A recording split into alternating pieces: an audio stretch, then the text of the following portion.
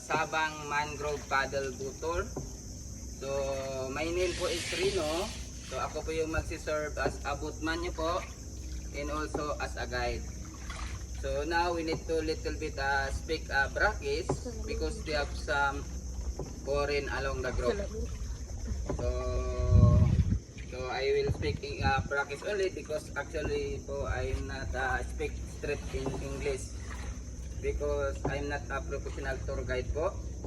So our group po namin ay they are called CBST Project or Community and Sustainable Tourism po kami.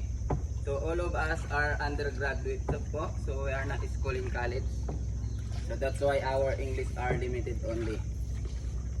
But I tried my best po to explain about the importance of nature po natin. Usually po yung mga trees na they are growing both sides sa mga river bank po natin.